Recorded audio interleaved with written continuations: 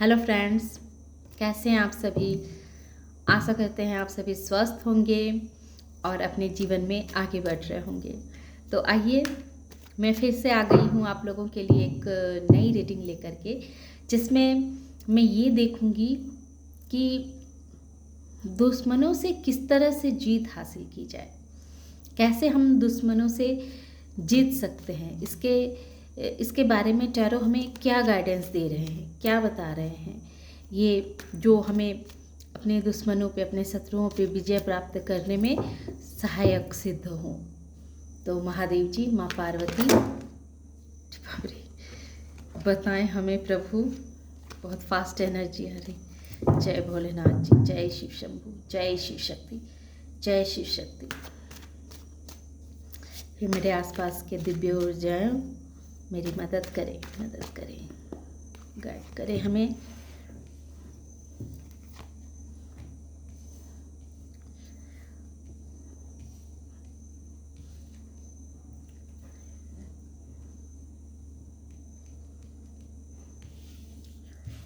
इसको यहाँ आनी चाहिए और इसको यहाँ आना चाहिए।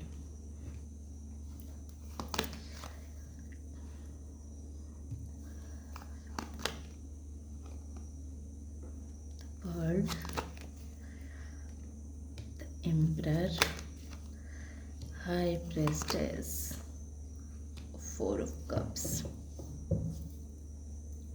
Page of Cups।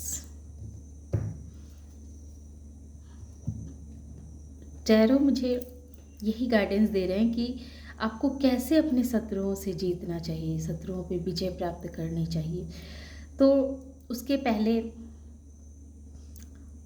हमें ये टैरो ये बताना चाह रहे हैं कि सबसे पहले आप आत्ममंथन कीजिए, अपनी अंतरात्मा की गहराई में उतरिए और ये सोचने की कोशिश कीजिए कि कौन से उनके ऐसे पॉइंट हैं जिसके बारे में, वीक पॉइंट जिसके बारे में आपको जानना आवश्यक है। जो चीज़ उनके जीवन में कमी है उसमें आप परिपूर्णता लेके आइए। और ऐसा देखा जाता है कि ज़्यादातर वही लोग ज़्यादा लोगों को परेशान करते हैं, ज़्यादा लोगों को उलझनों में डालते हैं, जिनके पास आंतरिक तौर से वो बिल्कुल खाली होते हैं, लेकिन ऊपरी दिखावा के लिए वो अपने आप को ऐसा प्रेडिक्ट करते हैं कि वो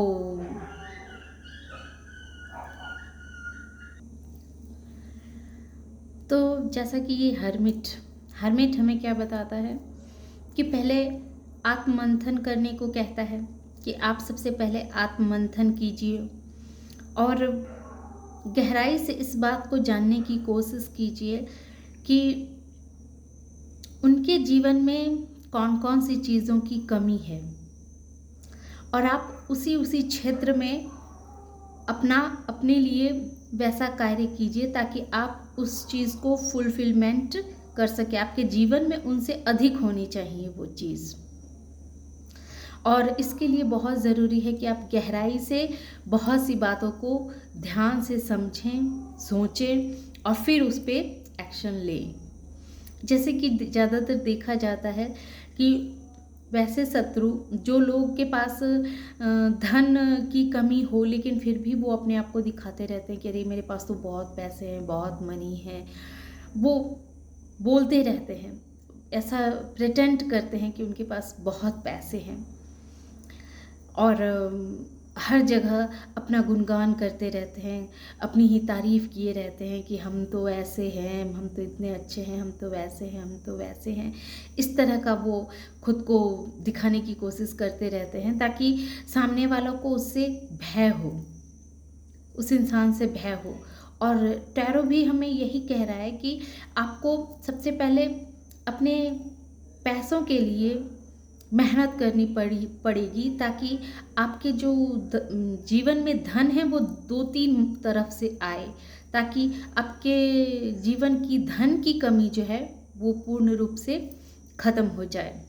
जब आप धन के स्रोत आने के 2-3 रास्ते देख लेंगे, तो उससे क्या होगा कि आपके जो ये धन की कमी है वो ख़त्म हो जाएगी। क्योंकि छोटे मोटे खर्चे होते हैं ना, कि हमारे पास पैसे तो रहते हैं लेकिन फिर भी हमारे बहुत सी ऐसी छोटी छोटी काम रहते हैं जिसको हमें मैनेज करके चलना पड़ता है कि अरे पूरा महीना भर का खर्चा करना है, इतने ही पैसे हैं और इसी पैसे से हमें महीना चलाना है। तो इसीलिए आपको आमदनी के स्रोत जो हैं वो एक से ज़्यादा होने चाहिए।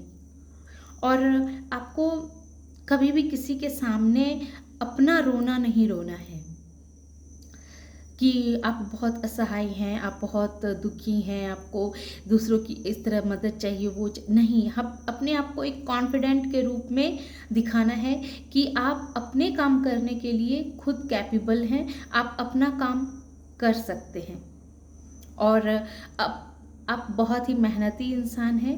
पूरी दुनिया को आपने अपनी मुट्ठी में कर रखा है। आपका एटीट्यूड ऐसा होना चाहिए कि पूरी दुनिया आपकी मुट्ठी में है। आपके पहनावा, आपके रख रखाव, आपका रहन सहन एक इम्प्रेस की जैसे होने चाहिए, जो शत्रु देखे तो जल भून जाए। इस तरह का आपका पहनावा होना चाहिए, आपकी चेहरे पे इतनी चमक होनी चाहिए। आप हर तरह से एक संपन्न इंसान दिखने चाहिए, जिससे आपके शत्रु अंदर ही अंदर जलते रहे कि इसके पास कितना धन संपत्ति है, कितना ये लग्जरियस लाइफ को जी रहा है। आपको पूरी बात किसी से नहीं बतानी है। आप कोई भी कार्य करें तो पूरा ढिढोरा ना पीटें। तब तक कार्य को आपको छुपा के रखना है जब तक कि वो कार्य आपके सफल ना हो जाए।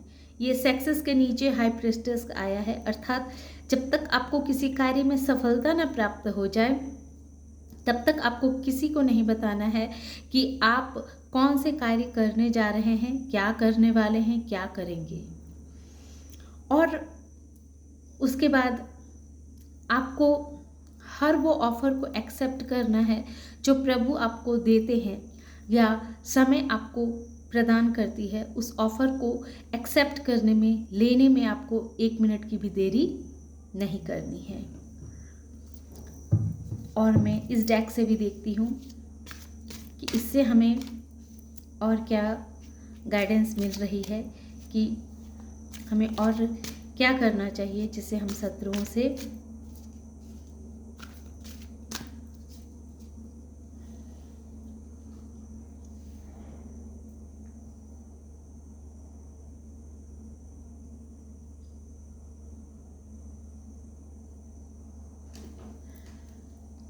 शत्रुओं से जीत हासिल कर सकें। टैरो की ज़ुबानी, कैसे हम अपने शत्रुओं से जीत हासिल कर सकें, ये टैरो की ज़ुबानी हम देखेंगे। जय महादेव, जय आदिशक्ति। मदद करे माँ, मदद करे, सही सही गाइडेंस दे माँ। और आपको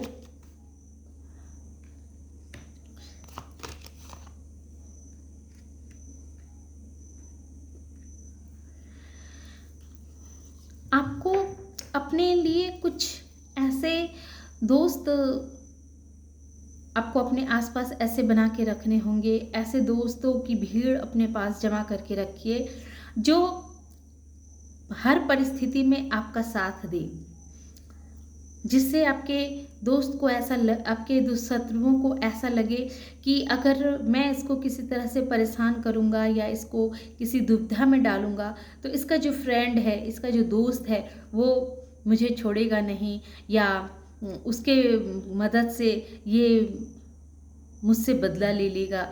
इस तरह की भय आपके शत्रुओं के दिल में होने चाहिए। तो अर्थात आपके फ्रेंड सर्कल में 1-2 लोग ऐसे होने चाहिए जो आपकी मदद करे और उन्हें ऐसा लगे कि वक्त आने पे वो आपकी मदद करेंगे, ज़रूर मदद करेंगे।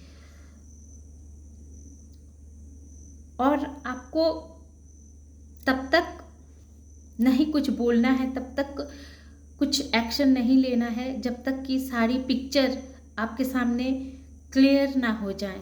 आपको बस अपने शत्रुओं के बिहेवियर को वॉच करते रहना है, देखते रहना है कि वो क्या क्या करते हैं।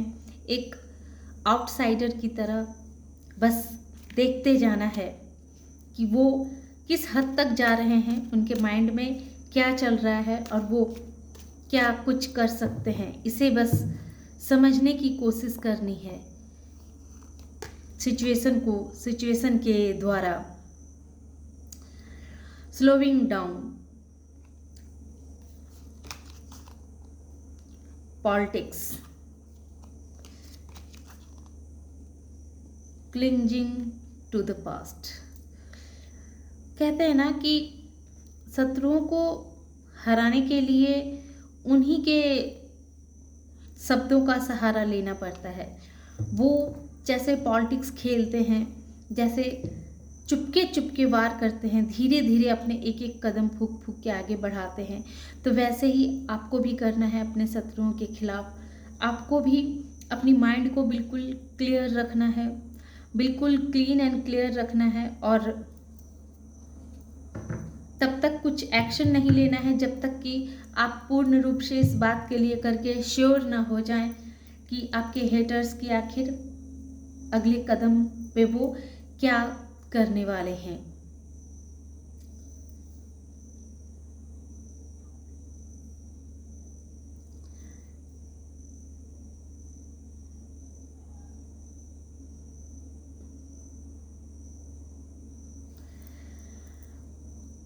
आपको थोड़ी सी अपने माइंड को जो है सो थोड़ा सा, जो आप लोगों को कहें वो आप ना करें, और जो करें वो किसी को ना कहें। इस तरह का माइंड सेट में आपको रहने पड़ेंगे। और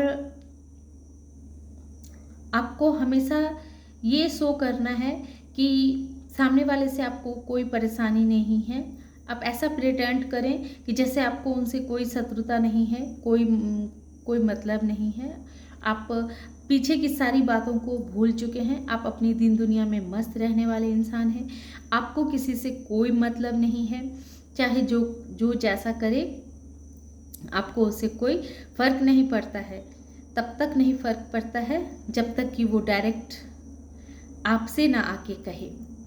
तो इस तरह की आपको मेंटालिटी में रहनी है, और अपने सारे कार्य धीरे धीरे ही सही पर गुप्त तरीके से करते जाने हैं।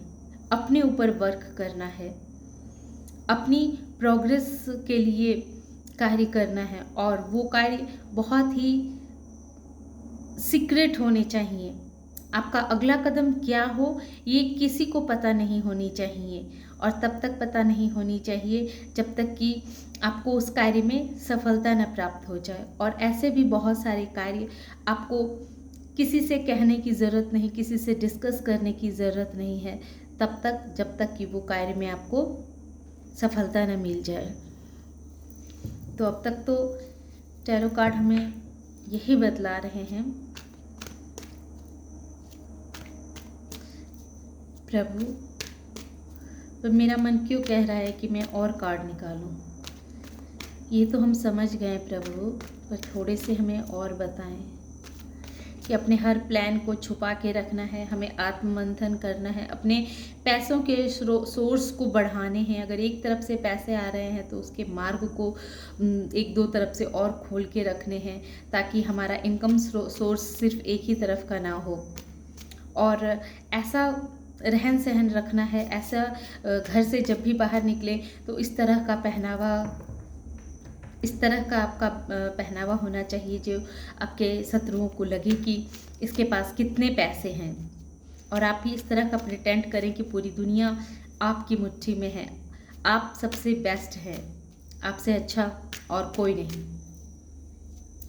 और कुछ भी कार्य करें तो किसी को बताएं ना, और अपने आसपास एक वफादार दोस्त को रखें। आसपास एक दो ऐसे वफादार दोस्त रखें जो समय आने पर आपकी मदद करें। जब आप ये सब कुछ कर लेते हैं, इतना सब कुछ आप करके रखेंगे, तो भाग्य जो है वो करवट बदलेगा, करवट बदलेगा, भाग्य आपके फेवर में आएगा।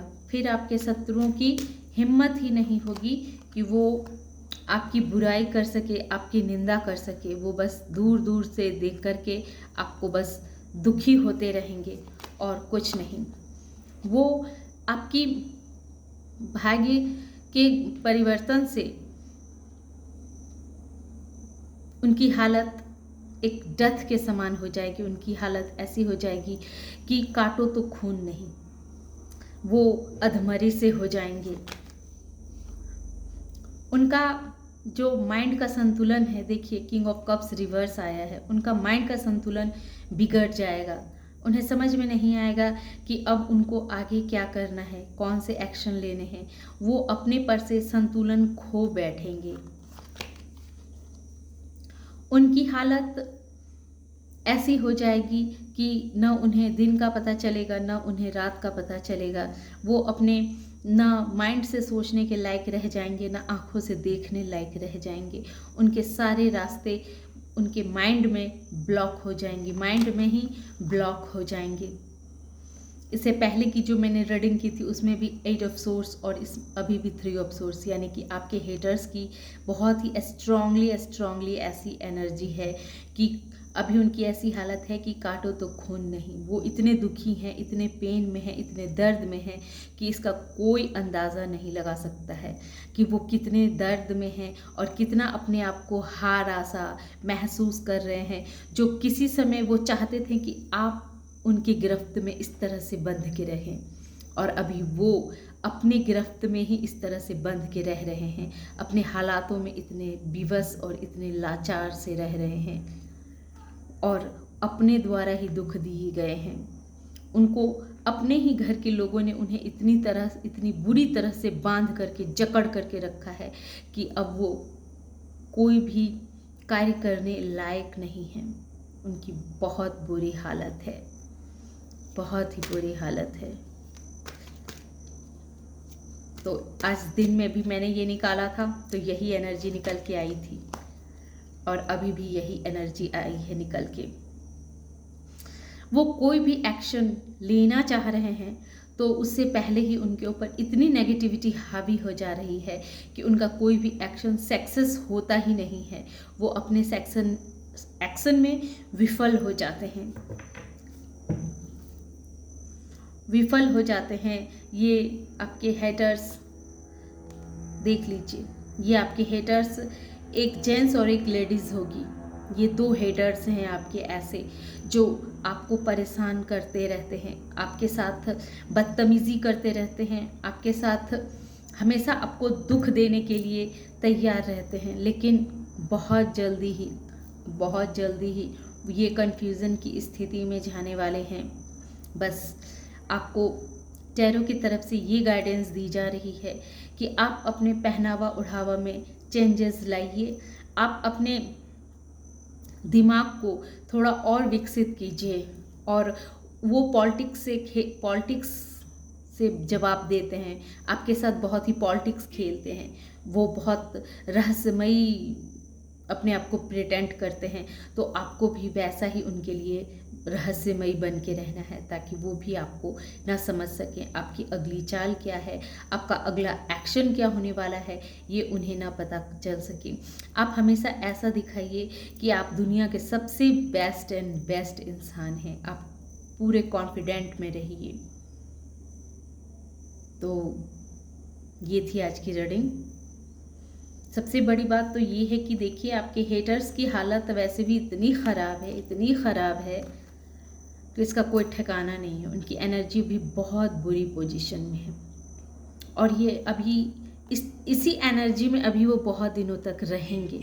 देखिए 2 आया है, 4 ऑफ सोर्स आया है, 2 ऑफ सोर्स आया, अभी ये बहुत दिनों तक ऐसी ही एनर्जी में रहेंगे। यानी कि हम कह सकते हैं कि उनका कार्मिक साइकिल, ये जो डेथ भी आया है जो क्लियर दिखला रहा है कि उनका कार्मिक साइकिल शुरू हो चुका है।